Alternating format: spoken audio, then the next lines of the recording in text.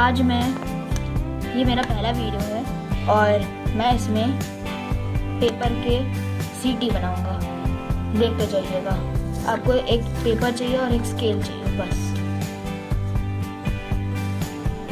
देखते जाइए। तो पहले आपको सीधा एकदम ऐसे करना है, फाड़ना है। उसके बाद इधर से भी फाड़ लीजिएगा, सीधा एकदम,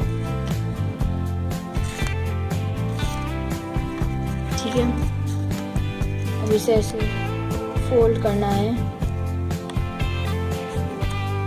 कर दिया, देखिए। उसके बाद ये दिख रहा है आपको, ये इसे फाड़ देना है।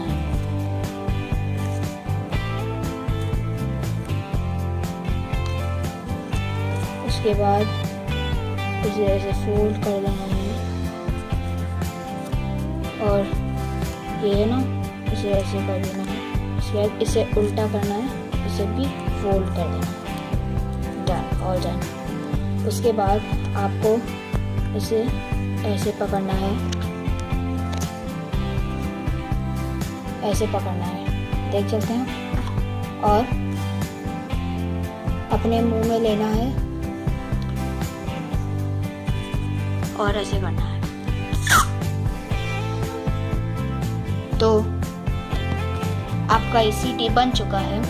अगर आपको ये अच्छा लगा हो तो सब्सक्राइब कीजिए। Thank you.